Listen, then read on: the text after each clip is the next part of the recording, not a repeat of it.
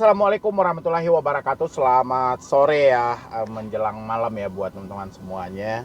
Khususnya yang selalu menantikan video-video terbaru atau updatean terbaru dari channel Solusi. Terima kasih ya buat teman-teman semuanya yang sudah mau mensupport, mendukung channel ini mungkin dari awal sampai detik ini. Alhamdulillah channel ini masih berkembang dan saya masih semangat selalu nih memberikan motivasi, edukasi dan semangat buat teman-teman semuanya, terutama yang gagal bayar pinjol dan selalu ketakutan dan kecemasan nih ketika dihadapkan dengan oknum debt collector. Ya, hari ini ada yang menarik. Di sini dia menyampaikan gagal bayar pinjol di 9 aplikasi, tapi malah dia sempat terpikir hal-hal yang cukup, ya rasa saya di sini nggak perlu kita lontarkan, nggak perlu juga terbesit sampai seperti itu, sampai merendahkan diri kita sendiri. Bahkan ada yang sampai nekat mau mengakhiri hidupnya. Ini cukup keterlaluan kalau saya rasa, dan saya mau bahas ini. Mudah-mudahan teman-teman yang ngirimin email kepada saya, nanti saya akan munculkan chat Anda, tapi tidak saya munculkan nama Anda ya. Namanya akan saya sensor nanti dan saya sebut aja nanti wanita aja lah, namanya wanita aja gitu ya. Itu aja saya sebut namanya. Sisanya nanti saya tunggu Anda di dalam grup WhatsApp saya. Anda tinggal bergabung di dalam grup WhatsApp saya, karena hal-hal seperti ini kalau sudah sempat terbesit di dalam pemikiran, ini perlu kita bimbing sampai benar-benar dia pemikirannya benar-benar lurus kembali, tidak memikirkan hal yang aneh-aneh. Dan saya sampaikan juga buat admin di grup ya. Nanti saya akan kirimkan rekapannya orang yang saya bahas di dalam video ini. Nanti kalau misalnya ada dia bergabung di dalam grup WhatsApp, saya harap dari admin yang ada di grup WhatsApp itu tolong ditempatkan di tempat yang khusus, dan kita mau bina mereka. Karena pemikirannya ini sudah melampaui batas yang ada ya. Dan sebelumnya yang belum mensupport, silahkan disupport dulu supaya channel ini makin berkembang.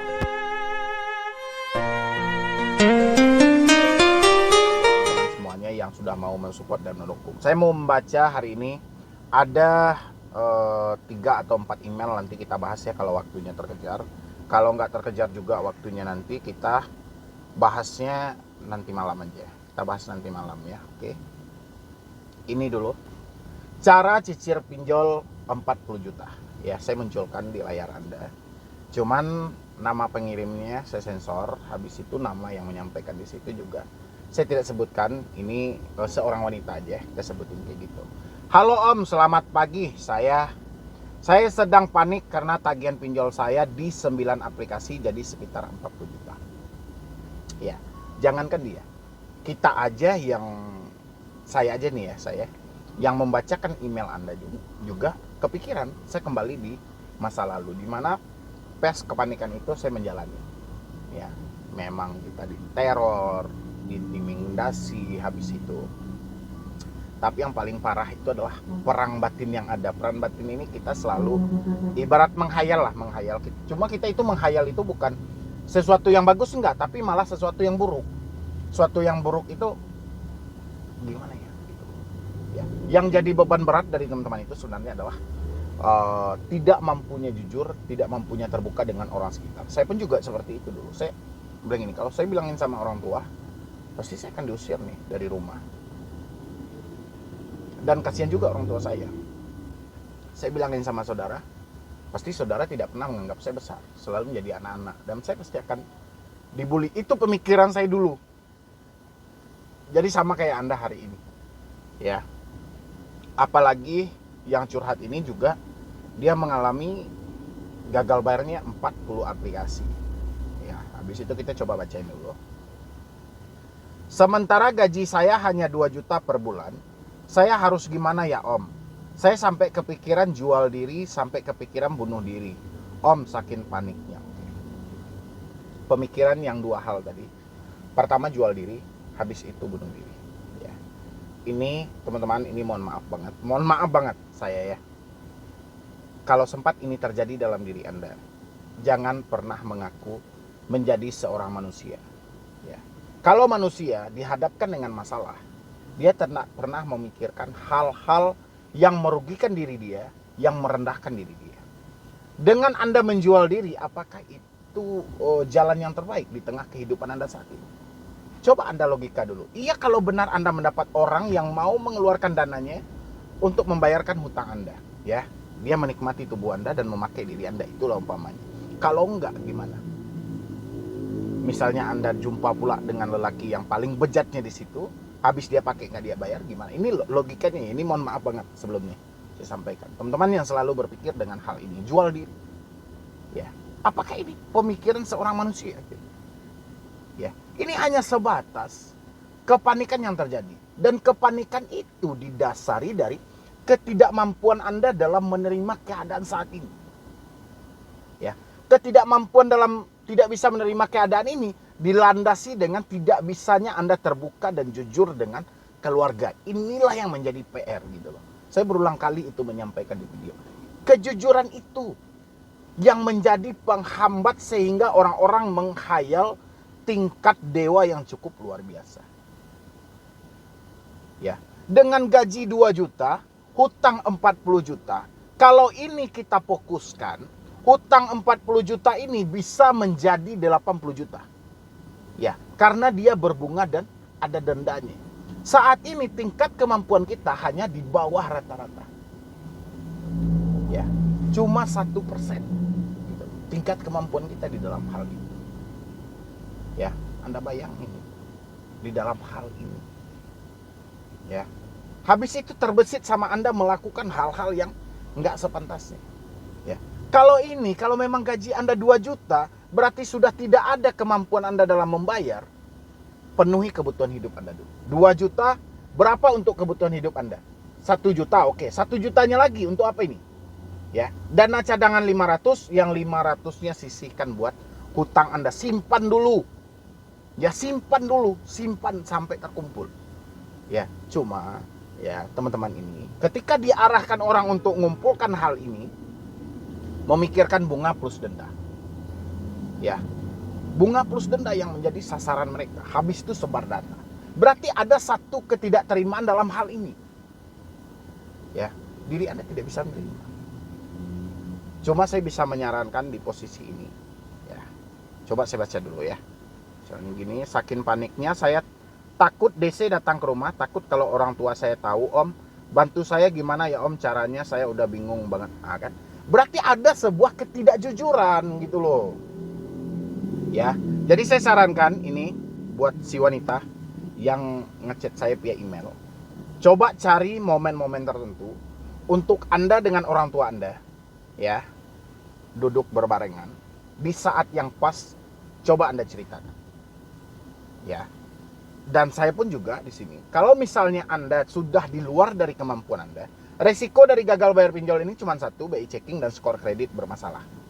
Nggak ada resiko yang lainnya. Jangan Anda hayalkan kunjungan kedatangan DC ke rumah. Ya, makanya tadi saya sampaikan untuk admin saya, tolong kalau ada nanti itu saya sudah kirimkan email untuk diteruskan kepada email Solusi Hutang MB.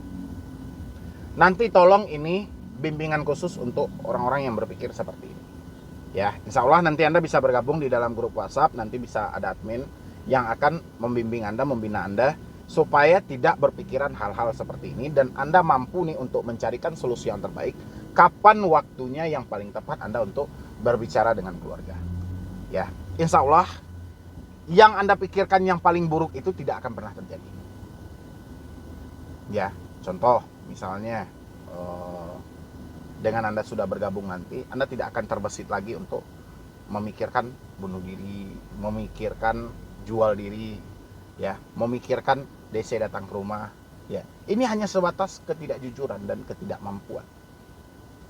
Ya, ini buat teman-teman yang ngirimkan chat kepada saya. Dan di sini saya memang nggak tahu nih, ini pinjol apa aja sih yang dia gagal bayar. Sampai 9 aplikasi, cuman saya mohon banget dan buat teman-teman jangan sampai ada kata jual diri dan bunuh diri.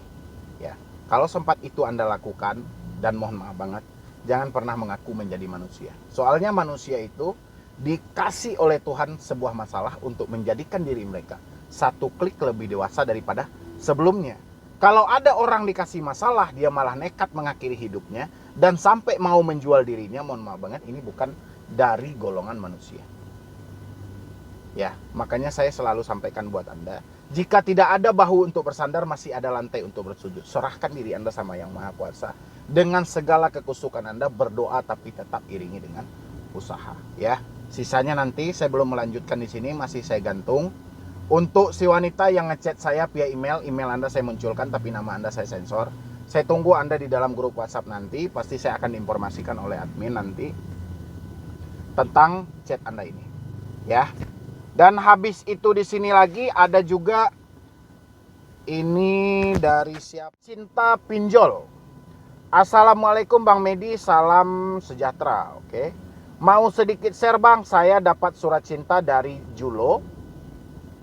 Bagaimana harus ditanggapi? Saya sudah ikut saran Abang untuk galbay beberapa bulan ini karena memang ketidaksanggupan saya meladeni para pinjol ini lagi.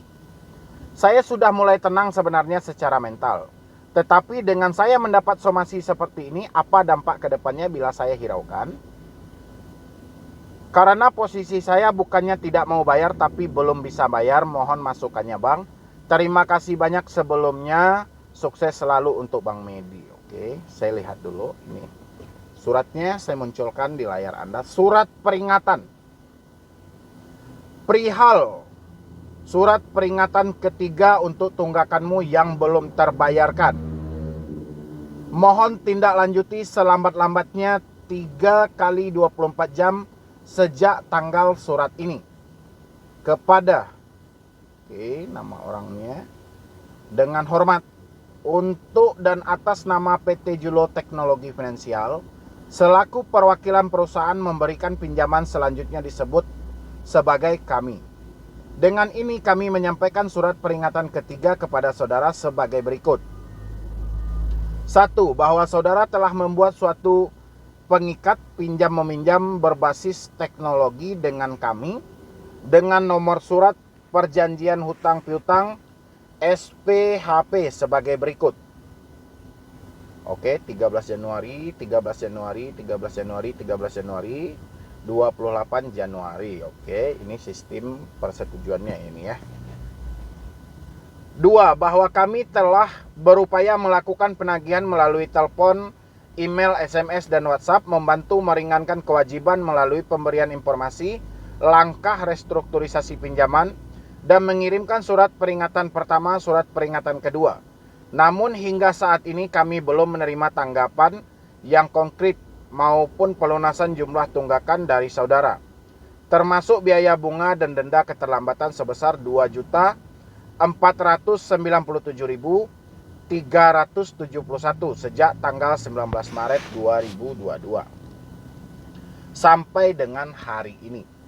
Perlu kami tegaskan, kami berhak atas pembayaran sebagaimana yang telah disepakati bersama dengan SPHP yang disebut di atas. Dan saudara atau saudari tidak berhak untuk menahan pembayaran atau ingkar terhadap segala kewajiban saudara.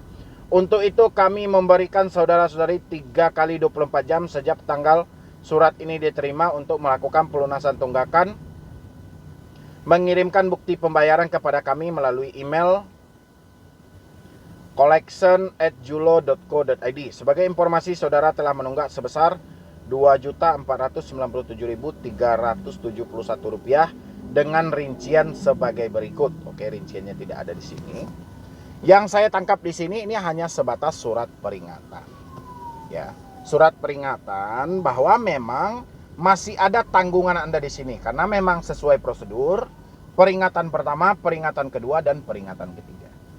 Ya, ketika 3 hal ini juga tidak digubris oleh si debitur, maka data wajib diserahkan kepada otoritas jasa keuangan untuk ditindaklanjuti. Ya cuma itu, nggak ada masalah. Ya, cuma orang yang mendapatkan email seperti ini, mendapatkan lampiran surat seperti ini, semakin dibaca semakin ketakutan. Ya, saya yakin ini email yang seperti ini yang saya munculkan di layar Anda. Coba siapa teman-teman yang mendapatkan email yang seperti itu, isi di kolom komentar. Ya, coba Anda tengok emailnya. Gemetaran nggak jantung Anda saat ini? Ya, kecemasan Anda nggak saat ini? Itu cuman peringatan biasa bahwa memang belum ada penyelesaian hutang piutang Anda. Ya, itu kan mengingatkan sebelum nama Anda dimasukkan ke dalam kategori skor kredit bermasalah. Ya, atau misalnya Julo bergabung dengan beberapa bank-bank lokal atau telah diberi fasilitas yang jelas oleh OJK untuk memblacklist nomor orang tersebut. Ya cuma itu, nggak ada masalah. Ya, tapi terkadang narasi dari si debetur atau pemikiran dari si debetur jauh melampaui batas sehingga sulit untuk dikendalikan. Ya, itu yang jadi penghambat sebenarnya. Contoh di sini ya. Saya sudah mulai tenang sebenarnya Bang secara mental, tetapi dengan saya mendapatkan somasi seperti ini, apa dampak ke depannya bila saya hiraukan? Ya dampaknya nama Anda akan masuk dalam kredit bermasalah, akan masuk dalam catatan buruk. Itu dampaknya, nggak ada dampak lain. Itu kan peringatan biasa. Ya somasi 1, somasi 2, somasi 3 kan memang seperti itu prosedurnya. Berarti Julo mengikuti SOP yang ada. Ya, prosedur yang ada. Ya, mereka tidak mendahulukan caci maki, hinaan, kan nggak ada seperti itu. Jadi dia ngirimkan lampiran surat yang benar-benar resmi. Ya, surat resmi ya yang mengingatkan bahwa si debetur masih ada tanggung jawab sesuai dengan nomor kontrak yang tertera. Ya kan hal-hal wajar aja itu.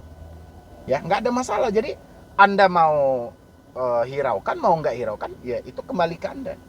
Ya, kalau Anda mampu saat ini ya selesaikanlah sebesar 2 juta sekian tadi. Kalau nggak mampu kita mau kayak mana? Ya mau tak mau kita menerima kenyataan yang ada. Kita mempersiapkan diri kita untuk menerima resikonya. Biasanya kalau sudah SP3 ya itu nama akan dilimpahkan ke otoritas jasa keuangan untuk ditindaklanjuti. Baru pemrosesan ya untuk BI checking, SLIK baru di situ terjadi. Ya. Kalau untuk dasar misalnya pelimpahan ke jalur hukum dan segala macam, rasa saya dengan nominal hutang yang seperti itu cuma sekian puluh persen lah gitu loh. Ya kemungkinannya ya utangnya cuma segitu gitu. Jadi itu batas dari sebuah peringatan yang resmi dan legal yang memang seperti itu aturannya.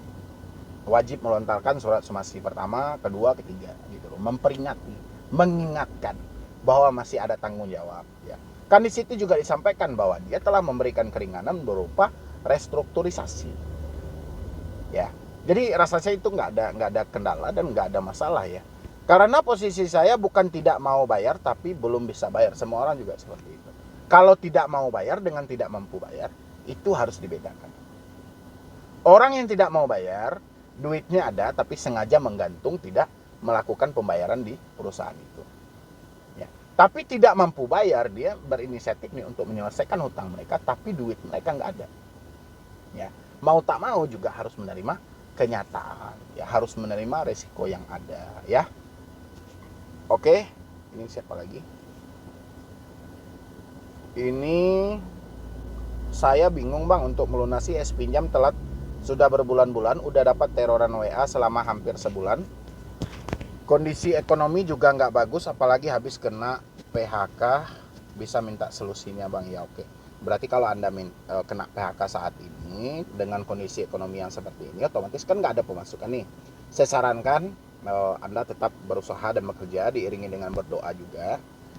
Mudah-mudahan secepatnya Anda mendapatkan pekerjaan yang baru lagi supaya bisa menghasilkan uang minimal memenuhi kebutuhan hidup Anda dulu dan sisanya nanti bisa pelan-pelan untuk membayar hutang Anda. Kalau misalnya dibebankan dengan bunga dan denda yang cukup besar nanti, Anda bisa negosiasi sampai nego Anda benar-benar disetujui. Ya, mungkin dari saya cuma itu aja dulu. Terlebih dan terkurangnya saya mohon maaf. Dan buat teman-teman semuanya, boleh nanti bergabung di dalam grup WhatsApp saya. Di situ kita berdiskusi lebih detail lagi. Anda tinggal klik tombol gabung yang ada di bawah nama channel. Ya. Jadi sekian dulu dari saya, Medi Broni. WhatsApp.